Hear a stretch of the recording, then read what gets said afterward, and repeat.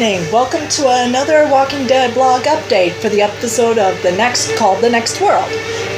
This episode of the blog of The Walking Dead is brought to you by Orange Crush, the famous soda of The Walking Dead. If you're really thirsty and you want to have a real quench during the apocalypse or any downtime of the day, Orange Crush is the best. Orange Crush is the orangiest drink in the world. Orange Crush, official soda of The Walking Dead. Thank you, Denise.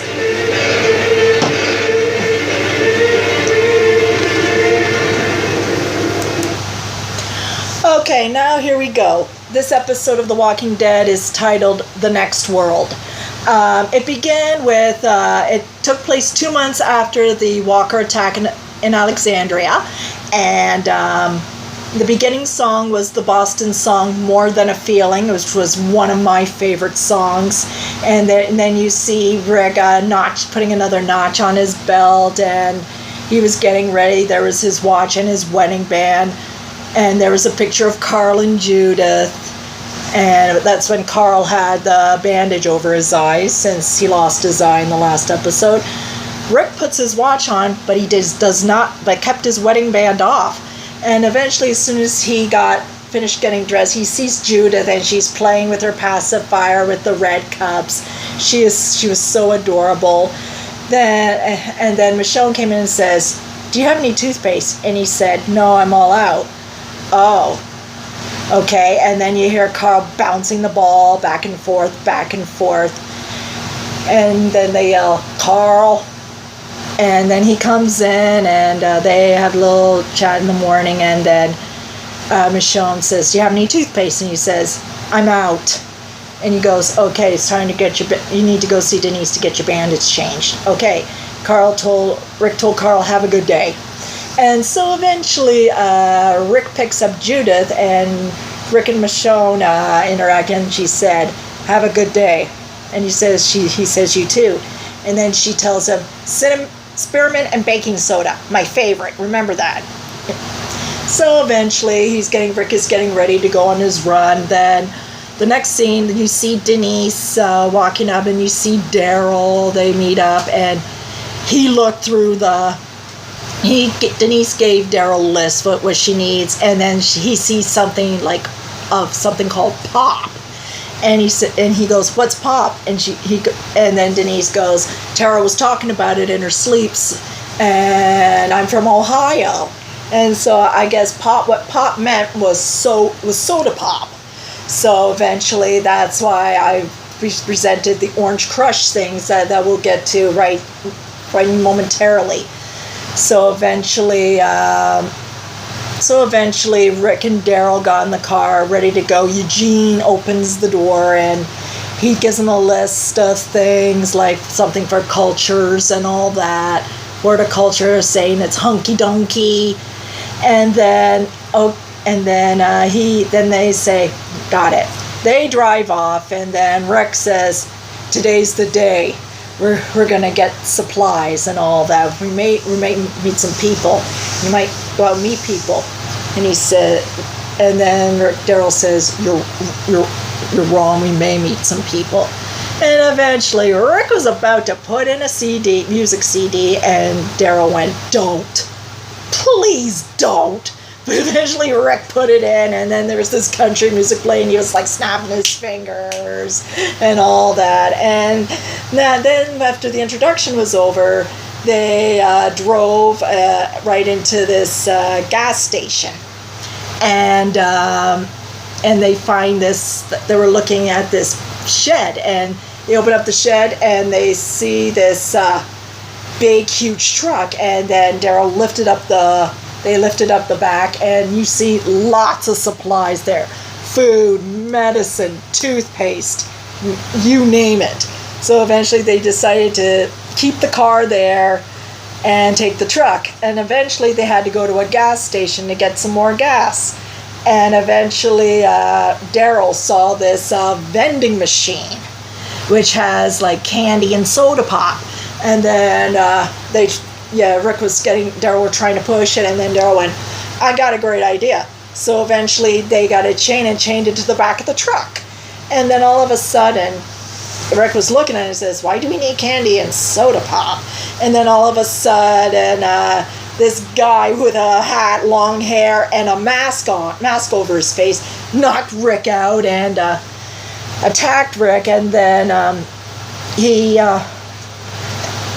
was looking at them, and then Daryl took his gun out and says, back up now! And then he says, okay. So eventually he tells them who he is. He drops the mask, and voila, it's Jesus. Paul Jesus Rovia. But in the comics, it was Monroe. But the reason why they changed it to Rovia because of Deanna Monroe. So eventually he decided to become Paul Jesus Rovia. And he says, my name is Paul Rovia, but people call me Jesus. And he asked him, do you have a camp? Daryl says, no. Do you have a camp? And he says, no. But eventually I've been running and they're way behind me. So you got about 14 minutes to get out of here. And then as soon as he says, I got to get going. And so as Jesus walked by, Rick said, how many walkers have you killed? And Daryl goes, Rick, please. They call him Jesus. And he says, okay. And eventually, so they were about to get ready to go until all of a sudden they hear like gunshot fire, and so they ran to the back of the station, and there were like firecrackers going off like crazy. And then Rick checked his pocket, and he said, "The son of a bitch stole my keys." And so eventually they ran out, and then there was Jesus taking the truck with everything in it. And then they were both looking at, standing in the middle of the road where Jesus drove the truck away. And Rick goes, shit. And eventually then you see Rick and Daryl running to trying to go after the truck. They must be really tired. And then they find the vending machine there. And then Daryl decided to take the crowbar and he smashed the glass. That's where there were like candy and soda pop. And then there's Daryl. He found a can of soda pop. But in the series, Norman Reedus accidentally hurt his hand on when he was digging into getting the supplies. And Rick said, why do you need soda pop? Why do you need candy and soda? Daryl goes, it's a request for the doctor.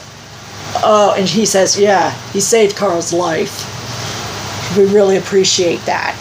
Okay, so eventually he grabs the soda pop, but eventually there was a hole in the bottom, and he drank it out of the can like that. He offered it to Rick, but I'm sure the soda tasted really warm. But if you're thirsty, living in the zombie apocalypse, you got no choice. Then all of a sudden they started running again and running. Then they see Jesus, and I think he was changing the tire on the truck. I guess the truck had a flat tire. So eventually Rick and Daryl went through the woods and tried to get a hold of Jesus, and then Rick ambushed Jesus from behind, and then Daryl came along. He attacked Jesus, and then Jesus told him ahead of time, well, you're entering the next world. So eventually they threw Jesus down. They took out their guns, and they say, give me the keys now. And then eventually a walker comes behind Jesus, and he tells them, you ain't got no ammo. So eventually they pointed their guns at the walker, and they went bang. Yes, we do have ammo.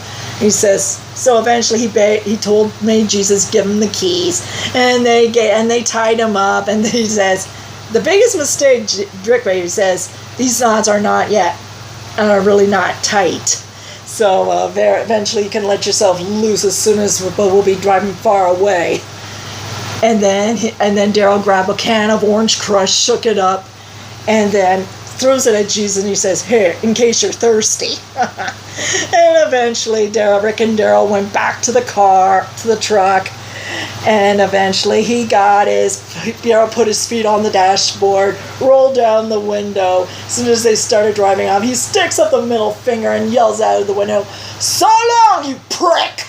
And eventually, that's what he yelled to Jesus. That's when I just could not stop laughing. Then, as soon as they were driving up, Daryl and Rick were sharing some Kit Kats, chocolate. And eventually still drinking Orange Crush. And then all of a sudden they saw this farm and they say, maybe we can find something there. They were driving to the farm. Then all of a sudden, Daryl heard something on the roof. And then Daryl said, "Do you hear that?"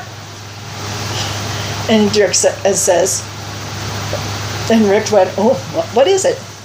And then Daryl goes, "That son of a bitch is on the roof." And Rick said, "Hold on." He slammed the brakes and down goes Jesus right in front of the truck. And eventually he really untied those knots and he outsmarted them. And then Rick started the truck again, and then Daryl tried to open the door. He says, "Keep at him, I'm going after him." And then Daryl got out of the truck and Rick yells, "Daryl, don't!" And then Daryl was like chasing Jesus around. Rick and Daryl were chasing Jesus around like a Benny Hill show. And I was cracking up. I was cracking up like crazy. I never laughed so hard in my life. And he goes, "We came to a conclusion, asshole." And eventually eventually there were these walkers that were tied up. And then all of a sudden they came loose. And then Rick stopped the truck, and eventually he went to kill the walkers when Jesus ran into the truck trying to take it, and then Daryl was trying to get Jesus, and then there was a walker behind Daryl, and then Jesus took out a gun and he says, "Duck," and so he ducked, shoots the walker. Daryl got up, "Thanks," and he went, "Boom, that's my gun." And then he started grabbing him, trying to get him. And then all of a sudden, Jesus must have hit the brake or the cruise control or something like that. And then all of a sudden, they fell out of the truck. And then you see the truck, they going back and back and back. And then the truck door nailed Jesus in the head, and then there was the truck full of supplies ran into the river and to the pond, and it went down and it sunk all the way down. So there go the supplies, and there goes no toothpaste, no medicine, no food, no nothing. It's right down in the bottom of the lake. And I just could not stop laughing. It was the most funniest thing I've ever seen. Then Rick and Daryl decide what to do with Jesus. And Daryl says, "Why don't we leave him and tie him to a tree?" And Rick goes, "Well, he needs medical help. He's unconscious." And then Daryl went, "This is bullshit." So eventually they got they got Jesus into the car, and Rick and Daryl took Jesus, and they were driving back to Alexandria. And then he was driving, then all of a sudden, eventually Daryl was in the back seat with Jesus, and Rick was in the front driving, and then they were talking. Then all of a sudden Jesus was leaning on Daryl, and Daryl kept pushing him off. Like, "Get away from me." And then they were talking, and then he said, "Shut up." Put a brake on that car, swerved to the car. Jesus fell right on Daryl again. Daryl went, "Get away from me." And he pushed him right back, and it was just so... And then they finally arrived in Alexandria, and they said, about finding people again. He said, "You were right." And Rick goes, "No, I was wrong. And then eventually they went into Alexandria. They carried Jesus Rick on one side, Daryl on the other side, knocked on the doctor's door, Denise's door. Denise opens the door with Tara there, and he says, "This man needs some help. Can you get him to a bed?" And he's not staying. And he says, "Sorry, the thing did not work out. It's all this asshole's fault. And let us in. He's heavy." So eventually when they took him in, Denise checked him out, then they put him in the downstairs prison, downstairs jail holding area, and eventually they lied him down and they gave him some water and they sent him a note. It's not gonna, they say, it's not, it sucks to be, I guess it's crazy that we do it again. And Daryl goes, yeah, he says, we'll do it again tomorrow. And he goes, yeah. And then eventually Daryl was staying to watch Jesus till another person comes. Then Rick left. So, but we'll get to Rick in momentarily. Eventually, Michonne was on watch. We'll go earlier show. Michonne was on watch. Eventually, she saw Spencer going into the woods for a reason, so Michonne decided to follow him. And eventually, Maggie was talking to Ian, and he says, "Where are you? Why are you here?" And then she says, "Why? Where do you come from?" Like, and they talk. Says, "Do you live? Where do you live?" And she just doesn't answer any questions. And Maggie goes, "Well, don't disappear. Come talk to me." Okay, and then eventually that was it of Maggie and Enid. Then we see Michonne following Spencer into the forest, and then Michonne told Spencer, "What are you doing?" And eventually I've been going out here every single day since my mom was gone and he says, "I'm not going to stop until I get closure from this." And Deanna was killed and start to finish. And eventually Carl was in the forest with Enid, and eventually they was all quiet. They were reading comic books and eating. Then all of a sudden, and then eventually Carl saw Walker that looks very familiar, and Deanna, that Walker that Carl and Enid was going through there, was going through the forest to find out who the Walker is. And then Enid went, "I can't be out there." And then Carl told Enid to go home. And then all of a sudden, and then Enid says, "I'm not going home with you." And he said, I gotta kill it. I can't kill this. And then Enid goes, "This is bullshit." And then Carl said, "You don't want to be out here, then go home." So eventually Enid gave up, turned around and went home. And then Carl decided not to kill the Walker. So eventually he decided to go back to the Alexandria. Then Michonne and Spencer were walking around the forest looking for the Walker. Then all of a sudden they heard a noise, and there was Michonne saw Carl. And eventually, what was he doing in the forest? But eventually they saw Deanna, who is now a Walker. And eventually and then Spencer was looking with his tears in his eyes. He had to put her down. He loved her so much. Now that Spencer lost his whole family. First his brother Aiden, then his father, then his mother. Then all of a sudden, that's when he grabbed her and he said, Michonne was trying to help him. He says, Spencer went, "I have to do this."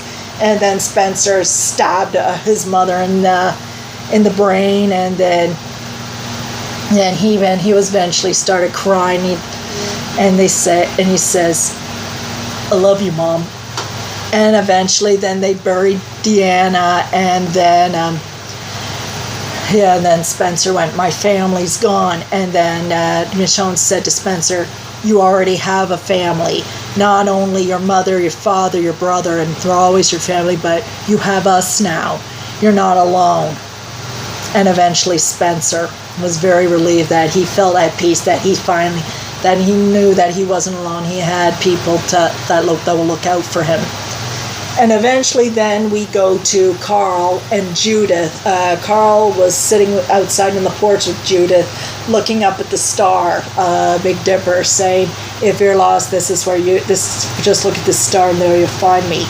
And then Michonne came up, and Carl was going to put Judith in the house, but eventually Michonne says, "I want to talk to you." And he says, "What were you doing? How was your day?" And he says, "My day was good." And he says, "Why were you out in the forest?" And he says, "I have to be out there." And then Michonne goes, "You don't have to." And I said, "I had to." And eventually she saw, he confronted him about the walk or Deanna. And she said, why didn't you kill it?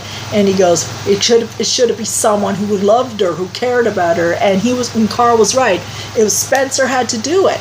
And he says, if it was someone you love, I'd do it for you. And then Michonne looked at Carl, and then they embraced with baby Judith in his arms.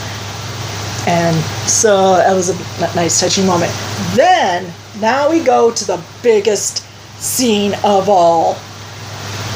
Rick came back from his run, laying down on the couch. Michonne then comes with with the baby monitor. And Rick got up, and Michonne sat with Rick. Rick was taking off his boots. They were talking about their day and all that. And eventually, he says, do you want to talk about it? And she said, and he says, no, I want to turn my brain off for a minute. And he says, what about your day? I want to do the same too. Then they talked about how he met a guy. And then Michonne went, there we saw someone too. And so eventually, then they started relaxing. Then he said, I got something for you. Then he hands in these mints instead of the toothpaste. And so eventually he gives the mints to Michonne. He said, yeah, the toothpaste. Is this instead of toothpaste? Yeah. The toothpaste and everything else is down in a truck, down in the lake. And then Michonne goes, oh, so you had a day. Yeah, all for your dental hygiene. Have your mints. And then Rick was touching Michonne's hand. Then all of a sudden, the hands start to close. And then Rick and Michonne looked at each other. Then all of a sudden, they kissed. And I was like, yes, that's how you do it. I was like, I was so happy. Michonne is finally canon. Made me happy, and I'm just so grateful. I am really grateful that it happened. They were like making out on the couch. Then it went to fade to black. Then there they were in bed. They had sex. They really did the nasty. So they made love. So eventually, very interesting. And then all of a sudden, then when they were sleeping, all you hear is Rick. And then there's no answer. And he says, Rick. Then eventually they woke up. Rick grabbed his python, and Michonne grabbed her katana, and then there was Jesus standing in front of the bed with Rick and Michonne both naked. Awkward. And eventually Jesus says, we need to talk. That was it. Well, that was the episode called The Next World, and it was the most enjoyable episode ever. Got a lot of energy, so eventually, I hope you enjoyed it too. So join me next time on my blog, where I'll be talking about the next episode titled Knots Untie. So eventually, I'm halfway through the second half of season 6. And eventually, remember the rules: no bashing, no name calling, no disrespect. And if you haven't seen this episode yet, spoiler alert, watch it first, then watch me. And once again, The Walking Dead is sponsored by Orange Crush, the official soda of The Walking Dead. Anyway, well, enjoy your night, enjoy your evening, enjoy your night, and I will see you soon. So keep walking and good night.